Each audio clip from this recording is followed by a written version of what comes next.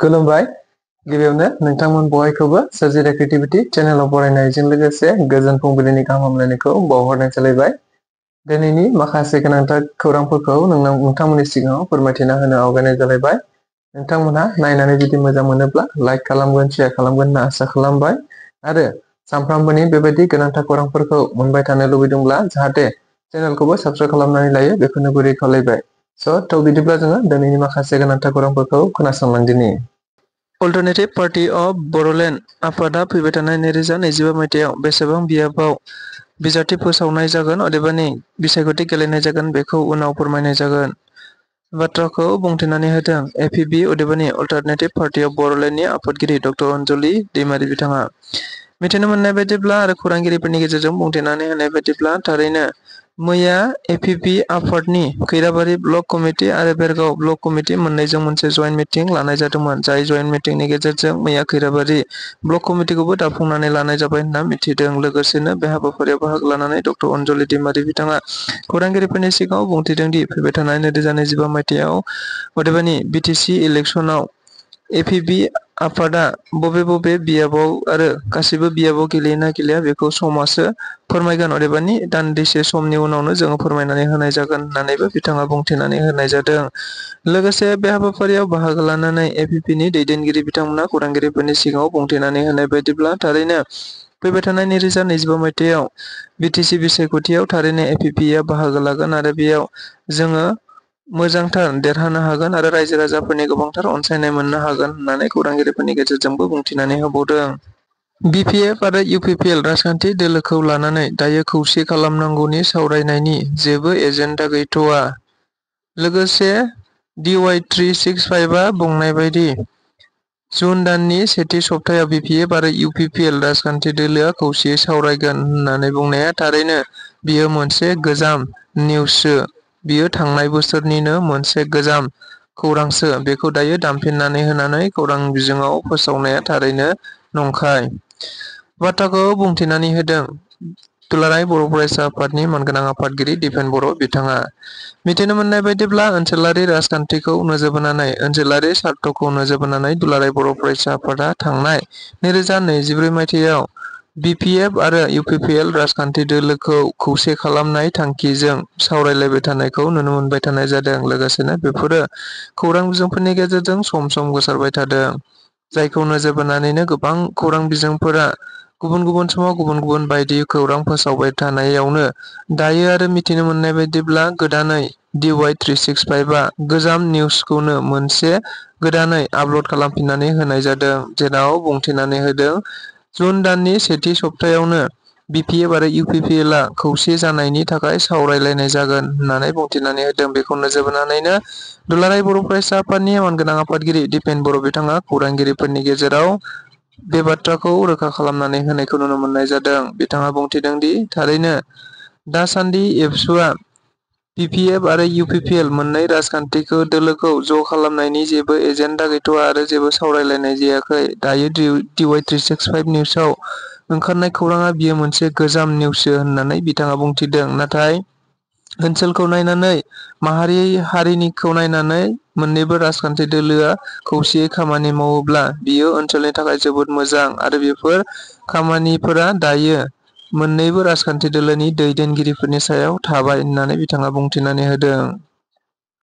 Rising Bodoland खौरां बिजोंनि गागि खौरांगिरि डेभिड बसुमतारी बिथाङा इउपिपिएल राजखान्थि दोलोआव मैया इउपिपिएल राजखान्थि दोलोनि गाहाय नेहाथारि राजु नार्जारि बिथांनि नुजाथिनायाव जयनिं जाबाय होनना मिथिनो मोननाय जादों। मख'नो गोनांदि बिटिसि बिसायख'थिया गेजेराव आरो माखासे दानल' दंसै। जायखौ नोजोर बोनानैनो दायो गुबुन गुबुन राजखान्थि दोलोनि दैदेनगिरिफ्रा थांलाय फैलाय अदेबानि गुबुन मोनसे राजखान्थि दोलोनि दैदेनगिरिफ्रा जयनिं जानाय, गुबुन मोनसे राजखान्थि दोलोनि दैदेनगिरिफ्रा गुबुन मोनसे राजखान्थि दोलोआव जयनिं जानाय हाबाफारिफ्रा सोलिबाय थादों। बेनि गेजेरावनो मिथिनो मोननाय बायदिब्ला दायो आरोबाव गुबुन गुबुन राजखान्थि दोलोफोरजों लोब्बा गैयै सुबुंफोराबो दायो राजखान्थि दोलोफोराव जयनिं लानायखौ नुनो मोननाय जादों। बेनि गेजेरावनो मिथिनो मोननाय बायदिब्ला खौरांगिरि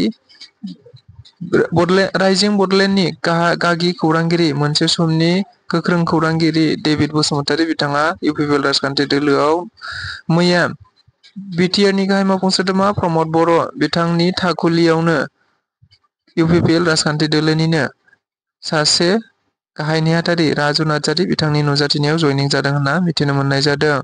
मख'नो गोनांदि खौरांगिरि डेभिड बसुमतारिजों लोगोसे माखासे मानि गागि खौरांगिरिफोर आरो बारग' खौरांगिरिफोराबो इउपिपिएल राजखान्थि दोलोआव जयनिं जाफादों होननानैबो खौरां बिजोंफोरनि गेजेरजों मिथिनो मोनबावदों। तामुलपुर बियाबनि एमएलए जलेन दैमारि बिथाङा फरायसुला फरायसुलिफोरखौ नोजोर बोनानै जायफ्रा एपिएससि आरो इउपिएससि होनो गोसो बिथां फरायसुला फरायसुलिफोरखौ गावनि बियाबाव गासै 7 सायख'नानै आबुङै फ्रि कचिं होबाय थाबोबाय थानायखौ जों बयबो खौरां बिजोंफोरनि गेजेरजों नुनो मोनबाय थानाय जादों। थारैनो दायो बिथाङा आरो मोनसे थांखि लाबावदों, जाय थांखिया दायो तामुलपुर बियाबाव मेडिकेलखौ नोजोर बोनानै अदेबानि डक्टर जानो जायफ्रा गोसो बैफोर डक्टर जानो गोसो जानाय फरायसुला फरायसुलिफोरखौ गासै 7 सायख'नानै फ्रि कचिं होनाय जागोन होननानैबो बिथाङा बुंथिनानै होदों।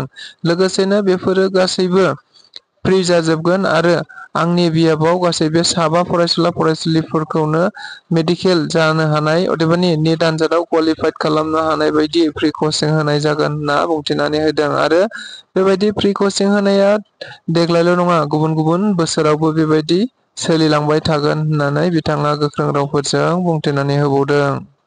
अल इन्डिया कंग्रेस कमिटिया मैया 26 मे खालि आसाम प्रदेश कंग्रेस कमिटिनि गोदान आफादखौ फोसावनानै होनाय जाबाय होनना मिथिनो मोननाय जादों। मख'नो गोनांदि गोदान आफादनि आफादगिरि बायदियै दायो आसामनि सासे एमपि गौरब गगৈ बिथांखौ आफादगिरि महरै थिसननाय जाबाय होननानै दायो खौरां बिजोंफोरनि गेजेरजों अदेबानि मोनसे प्रेस नटिसनि गेजेरजों रोखायै बुंथिनानै होनायखौ नुनो मोननाय जादों। लोगोसेनो गौरब गगैजों लोगोसे गोबांथार वर्किं प्रेसिडेन्टफोर खालामनाय जानायखौबो नुनो मोननाय जादों। बेनि अनगायैबो माखासे माने केम्पेइन कोअर्डिनेटर केम्पेइन गुबुन गुबुन आफादफोरखौ बेयाव रोखायै फोरमायनानै होनायखौ नुनो मोननाय जादों। मख'नो गोनांदि बेयाव होनाय बायदिब्ला थारैनो आफादगिरि महरै गौरब गगৈ आरो वर्किं आफादगिरि महरै जाकिर हुसेन सिकदार, श्रीमती रेसलिन तिर्की, श्रीमती प्रदीप सरकार मुंखौ लानानै बे आफादखौ दानाय जायो होनना खौरां बिजोंफोरनि गेजेरजों मिथिनो मोननाय जादों। लोगोसे बेखौ नोजोर बोनानैनो गुबुन गुबुन राजखान्थि दैदेनगिरिफोरा बुंथिनानै होनाय बायदिब्ला दायो गौरब गगैनि आफादगिरि बिबान लानायखौ गोबां कंग्रेसनि गोजाम दैदेनगिरिफोरा मोजां मोनाखै, जायनि थाखाय दायो साफानि उनाव साफा कंग्रेस राजखान्थि दोलोनिफ्राय गुबुन गुबुन बिबानगिरिफोरा बिबान एंग्लायदों होनना खौरां बिजोंफोरनि गेजेरजों गोसारनायखौ नुनो मोनदों। हाई स्कुल हायर सेकेंडारी जो अरबिक सब्जेक्ट আছে এটো লিটারেচার হয়, সাহিত্য হয়। এটো অকল মুসলমানৰ দৰকাৰ এনেকুৱা নহয়। মুসলমানসকলে বেছি লয়, এটো ঠিক আছে, সাবজেক্টটো মুসলমানসকলে বেছি পঢ়ে, কিন্তু সকলো জাতিয়ে পঢ়ি আছে। আজি সংস্কৃতৰ দৰে সাবজেক্টৰ বিএন কলেজৰ এইচঅডি আছিল মুছলমান মানুহ। আজি বড়ো সাহিত্য গুৱাহাটী ইউনিভাৰ্চিটিৰ যিটো এইচঅডি তেখেত মুছলমান, আমাৰ গোসাইগাঁৱৰ মানুহ। এনেকুৱা বিভিন্ন সাবজেক্টত বিভিন্ন ধৰ্মাৱলম্বী মানুহে পঢ়ি আছে। এৰাবিক সাবজেক্টটো ধৰ্মীয় সাবজেক্ট নহয়, লিটাৰেচাৰ হয়, সাহিত্য হয়। গতিকে চৰকাৰে মানে সমদৃষ্টিত চাই ডিছক্ৰিমিনেশ্যন নকৰি, বৈষম্যমূলক নীতি অৱলম্বন নকৰি তেখেতসকলে এৰাবিক সাবজেক্টটোত এপইণ্টমেণ্ট দিব লাগে। ঠিক তেনেকৈ বড়োলেণ্ড ইউনিভাৰ্চিটিত আমি এৰাবিক সাবজেক্ট দিয়াৰ কাৰণে আহ্বান কৰিছিলোঁ চৰকাৰক মেমৰেণ্ডাম যোগে। তেওঁলোকে এতিয়ালৈকে কোনো ভ্ৰূক্ষেপ আমি দেখা নাই, ভ্ৰূক্ষেপ কৰা নাই আমাৰ কথাত। Guwahati university, Silchar university, cotton কলেজৰ নিচিনা কলেজত এৰাবিক সাবজেক্ট 1901 চনৰ পৰাই চলি আছে। কিন্তু আমাৰ বড়োলেণ্ড ইউনিভাৰ্চিটিত ইমান মুছলমান থকা সত্ত্বেও কিমান মুছলমান ষ্টুডেণ্টে তাতে অধ্যয়ন কৰি আছে আৰু কিমান ষ্টুডেণ্ট বহি থাকিব লগা হৈছে যে ছিট নোপোৱাৰ কাৰণে। গতিকে আমি চৰকাৰক আহ্বান জনাওঁ, আপোনালোকে বড়োলেণ্ড ইউনিভাৰ্চিটিত এৰাবিক সাবজেক্টৰ ব্যৱস্থা কৰক। আপোনালোকে জানে সকলোৱে যে GT graduate teacher and post graduate টিচাৰৰ যিটো এপইণ্টমেণ্ট চৰকাৰে এই মে মাহৰ লাষ্ট উইক নাইবা জুন মাহৰ ফাৰ্ষ্ট উইকত দিব বুলি আমি শুনা পাই আছোঁ। ইয়াৰ আগতে আমি প্ৰেছ মিটৰ জৰিয়তে BTCৰ BJP আৰু UPP মিত্ৰজোঁটৰ BTC চৰকাৰক আমি আহ্বান কৰিছিলোঁ যে আপোনালোকে যেনেকৈ গ্ৰেজুৱেট টিচাৰ আৰু পোষ্ট গ্ৰেজুৱেট টিচাৰৰ এপইণ্টমেণ্ট অতি সোনকালে দিব, আমি ৱেলকাম কৰিছোঁ, আমি ধন্যবাদ জনাম। কিন্তু আমাৰ ক'বলগীয়া বিষয়টো হ'ল যে যেনেকৈ এডভাৰ্টাইজমেণ্টত তেখেতসকলে বিভিন্ন ছাবজেক্টৰ উল্লেখ কৰিছে, হিন্দীৰ ছাবজেক্টৰ উল্লেখ কৰিছে, সংস্কৃতত উল্লেখ কৰিছে, কিন্তু তেখেতসকলে এৰাবিক ছাবজেক্ট যে এটা আছে, সাহিত্য লিটাৰেচাৰ যে এৰাবিক ছাবজেক্ট আছে, সেই ছাবজেক্টৰ বিষয়ে তেখেতসকলৰ কোনো ভ্ৰূক্ষেপ নাই। আমি চৰকাৰক আজিৰ এই প্ৰেছ মিটৰ জৰিয়তে চৰকাৰক আহ্বান জনাওঁ, আপোনালোকে যদি সঁচাকৈ মুছলমানৰ সপক্ষে কিবা কাম কৰিব বিচাৰিছে বা মুছলমান সমাজত গৈ মুছলমান অধ্যুষিত অঞ্চলত গৈ যদি কিবা ক'ব বিচাৰে যে চৰকাৰে এইটো কৰিছে, কিবা এটা ভাল কাম কৰিছে, তেন্তে আমি আহ্বান জনাওঁ যে বিডিচিৰ ভিতৰত বৰ্তমান কমেও 40ৰ পৰা 50টা স্কুলত হাইস্কুল হায়াৰ ছেকেণ্ডাৰীত এৰাবিক পোষ্ট খালী হৈ আছে। তাৰে 2-3টা উদাহৰণ মই আপোনালোকক দাঙি ধৰিব বিচাৰিছোঁ যে কোন কোন স্কুলত মানে এৰাবিক পোষ্ট খালী হৈ আছে। Nabajyoti high school Golarangi Gossaigaon, Habrubil high school Gossaigaon, collegiate high school Gossaigaon, Bhumka high school Gossaigaon, Bhaoraguri Binnakhata high school Bhaoraguri Gossaigaon, Chitila high school Fakiragram high school, Kachipara high school Kokrajhar, Vidyapith high school Kokrajhar, এইবিলাক কোকৰাঝাৰৰ স্কুল হাইস্কুল হায়াৰ ছেকেণ্ডেৰী হয়। ঠিক এনেকৈ ওদালগুৰি জিলাৰ ৰৌতা হাইস্কুল ওদালগুৰি, লাইলংপাৰা হাইস্কুল ওদালগুৰি, এনেকুৱা বিডিচিৰ যি 5টা জিলা আছে এই 5টা জিলাত কমেও আমাৰ যিটো ছাৰ্ভে যে কমেও 45 to 50 45 পৰা 50টা স্কুলত এৰাবিক পোষ্ট খালী হৈ আছে।